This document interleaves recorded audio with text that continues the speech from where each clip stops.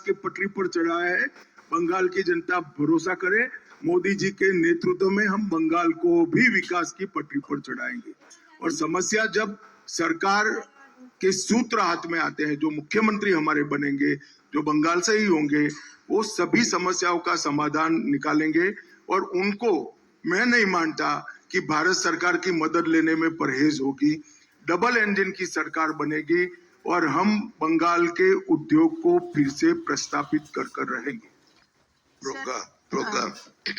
Sir, आप भयमुक्त बंगाल की बात कर रहे हैं, पर यहाँ मालदा जैसे इंसिडेंट भी हो जाते हैं जब जुडिशियल ऑफिसर्स को ही बंदी बना दिया जाता है, तो कैसे अश्योर करेंगे कि काडर में कॉन्फिडेंस रहे, वो डट कर सामना करें और लॉ एंड ऑर्डर सिचुएशन के लिए भयमुक्त वातावरण हो इलेक्शन के लिए? अच्छा ही हुआ उन्होंने शुरू में प्रयास कर लिया, सुप्रीम कोर्ट ने इसका संज्ञान लिया है, इलेक्शन कमीशन ने संज्ञान लिया है और सुनिश्चित किया है कि इस बार भय मुक्त चुनाव, और भय जनता के मन में है। हम भी ये सुनिश्चित करेंगे कि कोई उनको परेशान न कर पाए। भारतीय जनता पार्टी की कैडर भी भय मुक्त चुनाव के लिए इस बार कटिबद्ध है।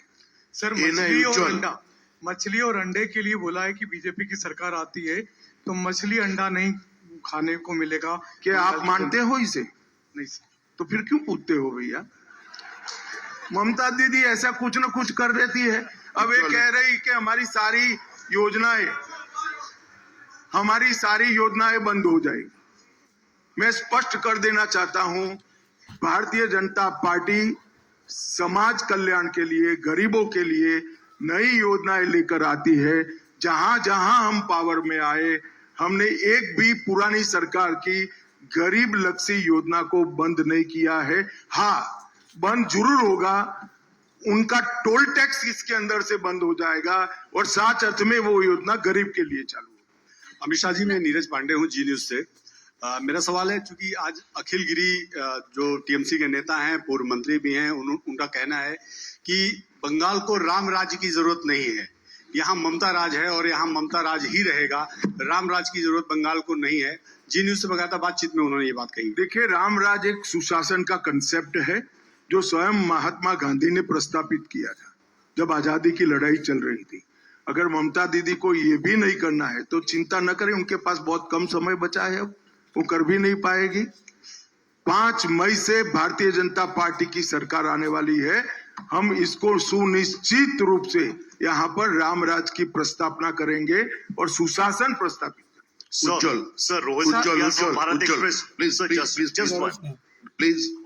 उज्जवल सर, सर, जिस तरह से आपने संकल्प पत्र में सभी विषयों को रखा है, लेकिन एक बड़ा मुद्दा बंगाल में सर आप लोग ने भी, प्रधानमंत्री मोदी जी ने भी रखा था कि सिंगूर को लेकर, सिंगूर को जिस तरह कॉरिडोर एक बहुत बड़ा इशू, ममता बनर्जी भी जब अपने कार्यकाल थी उस मुद्दे को लेके वो सत्ता में आई थी। तो सर, क्या आप लोगों का सिंगूर को लेके एक कोई मास्टर प्लान है? आपने तो किसी को लेके बताया था, मैं ऑलरेडी बता चुका हूँ। Sir, just one question.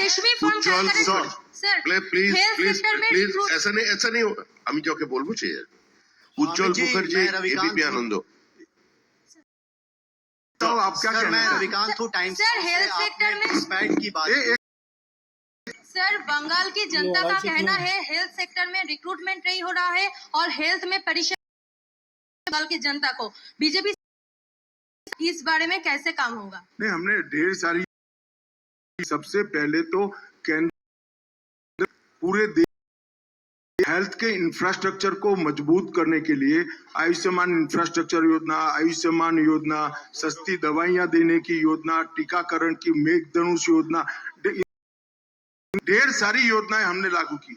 मगर डर है कि योजना करते ही मोदी जी यहाँ पॉपुलर हो जाएंगे। इसके कारण बंगाल की गरीब जनता को इसका फायदा नहीं। जैसे ही सरकार जाएगी ये प्रतिबंध हट जाएगा, हमारी नई सरकार इसको स्वीकार कर लेगी और हम आगे बढ़ेंगे। तो हेल्थ इंफ्रास्ट्रक्चर जो देश भर में भारत सरकार बना रही है, इसको हम आगे बढ़ाएंगे। Republic Bangla national security never है इस situation, but after BJP come to power, how seal the borders and infiltration? अब मैंने शुरुआत भी यहाँ से की। अमित भाई, मैं रविकांत हूँ टाइम्स That नाउ is से। मैनिफेस्टो पर ही बात हो। उज्जवल प्लीज दादा एक सवाल उज्जवल इधर से। आनंद, दादा উজ্জ্বল মুখার্জি এবিপি আনন্দ, তারপরে Ravishankar TV 9। Next Ravishankar. Sir, around 3.1 million people have their name. Will they, what is happening? Your case. Conference में पूछ रहे हो, चुनाव आयोग को पूछने का मामला है और सुप्रीम कोर्ट को पूछने का मामला है। एसआईआर मैं नहीं करा रहा भाई, चुनाव आयोग करा रहा है। क्या बताना चाहती थी? बैठिए भैया, अमित भाई इधर से। आप बताइए। आप हाँ पूछ, एक मिनट इनको माइक दे दो पहले। Sir, I'm Papri Chatterjee from ETV Bharat. Actually, what I wanted to ask you is, do we get to see any chief ministerial face from West Bengal for BJP? देखिए sir, मेरा सवाल इसमें ही है, क्या भावी जो मुख्यमंत्री है आपके साथ ही बैठे हुए हैं इनमें से कोई? भाई देखो, हम तो कोई वंश परंपरागत पार्टी नहीं है कि दीदी के बाद भतीजा बनेगा। कोई भी बंगाली बन सकता है, बंगाल का ही बासिंदा भारतीय जनता पार्टी बंगाल का मुख्यमंत्री बनेगा। अब जरा भी चिंता न करिए, वो सक्षम भी होगा, योग्य भी होगा, लीडर भी होगा और सुशासन को प्रस्तावित भी करेगा। अमित भाई, मैं रविकांत हूँ टाइम्स नाउ से। आपने कहा कि अपने संकल्प पत्र में कि जो घुसपैठिए हैं वो बाहर निकालेंगे, लेकिन ममता बनर्जी कह के लोग यहाँ पर आ रहे हैं, वही बाहर बता रही। घुसपैठियों की अलग है। मैंने जो कहा है, जो भारत के नागरिक नहीं, सारे उनको हम बाहर निकालेंगे और शरणार्थियों को नागरिकता। दो अलग व्याख्या है, घुसपैठिया और शरणार्थी। अमित भाई, आपने महिलाओं को पर मंथ देने को कहा, 9,000 रुपए पीएम किसान निधि का कहा, प्रेग्नेंट वुमेन के लिए कहा, अनएम्प्लॉयड यूथ के लिए कहा। तो अपोजिशन का कहना है कि ऐसी स्कीम्स को आप फ्रीबीज कहते थे और आज आप ही ऐसी स्कीम्स लेके आ रहे हैं। देखिए, जिस प्रकार का गड्ढा यहाँ पर कर रखा है पहले कम्युनिस्टों ने और ममता जी ने, वो गड्ढे से जनता को बाहर निकालना किसी भी सहायता के बगैर संभव ही नहीं है। अगर बीमार होता है, की दवाइयां देते हैं, इसको फ्रीबीज नहीं कहते हैं भैया। ये बंगला और कृषक की सहायता, की सहायता के लिए है और वो जैसे अपने पैर पर रास्ता खुद प्रशस्त करेंगे। कई राज्यों में सफलता के साथ ऐसा हुआ है, मगर गड्ढे से किसी भी सरकारी सहायता के बगैर बाहर नहीं निकल सकते। इनकी दो प्रकार की सहायता होगी। एक तो हमने जो कहा 3,000, 9,000 मछुआरा, और जो लूट जाते हैं वो भी बच जाएगा, तो दोनों इकट्ठा हो जाएंगे।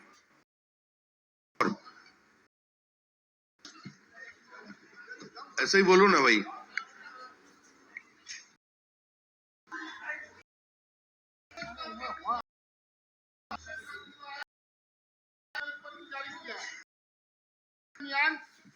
कल नॉमिनेशन खत्म हुआ है, आज किया है, लेकिन इस दरमियान तृणमूल कांग्रेस की तरफ से एक वीडियो जारी किया गया है। हुमायूं कबीर को कहा गया है कि भाजपा ने 1,000 करोड़ हुमायूं कबीर को दिया है, हो जाए। दो मुख्यमंत्री का नाम भाई की क्षमताओं से ममता जी ऐसे बना सकती है। हुमायूं कबीर और Bharatiya Janata party south pole north pole है, कभी हमारा मेल नहीं खा सकता। हम बाबरी मस्जिद बंगाल में बनाने के वाले के साथ बैठने से और 20 साल हम ऑपोजिशन में बैठना पसंद करेंगे। आनंदबाजार पत्रिका। বিপ্লব চট্টোপাধ্যায়, আনন্দবাজার পত্রিকা। Honorable Home Minister, sir, you have said that you will adopt a zero tolerance policy on infiltrators. Will you publish a white paper on how many infiltrators will live in the state? ये white paper में आ जाएगा। White paper जो सरकार, अभी तो ममता जी ने कहना है हमें कितने गलत इनके पटवारियों ने बनाए हैं दाखले। हमारी सरकार आएगी, हम गिन गिन कर बता देंगे। आपको सबसे पहले बताएंगे। अमित पांडे, टीवी 18।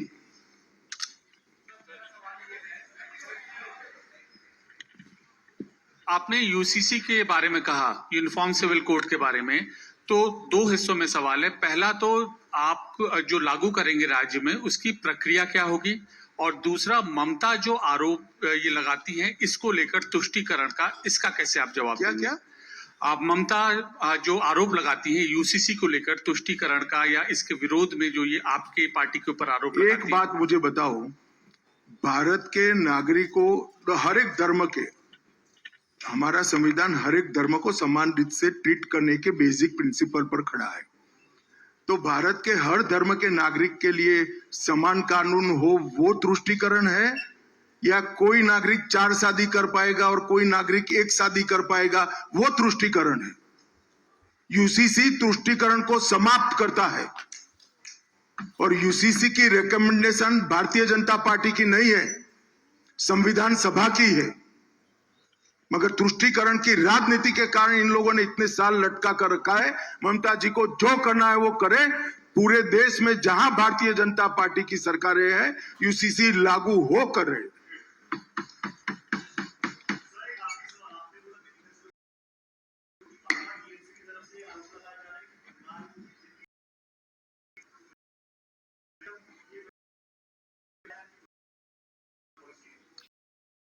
आपने सुना होगा के अध्यक्ष ने भी वाले करने वाले बेरोजगार युवा, पीड़ित महिला, कलाकार, ये सैकड़ों साथ बंगाल में चर्चा कर बंगाल के हमारे मैनिफेस्टो कमेटी के अध्यक्ष के नेतृत्व में ये मैनिफेस्टो बना है।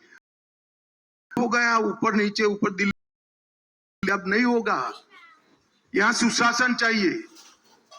और मैंने पहले ही स्पष्ट कर दिया कि बंगाल में पैदा हुआ व्यक्ति, बंगाली भाषी व्यक्ति, बंगाल का नागरिक सक्षम मुख्यमंत्री बनेगा। और दीदी को मालूम नहीं है, अच्छा है दिल्ली से चलता, हम तो चलाएंगे नहीं दिल्ली से, मगर दिल्ली से चले तो अच्छा है, बांग्लादेश आनी चाहिए। আজকের প্রশ্নোত্তরের পর্ব আমরা এখানেই শেষ चलिए हो गया। एक जो अंदर था मेरे से छूट गया है। हम कुड़माली और राजवंशी भाषा को 8वीं अनुसूची में प्रयास समाने का प्रयास करेंगे, और इसके लिए बंगाल सरकार भारत सरकार के साथ रहकर काम करेगी। आप सभी का धन्यवाद।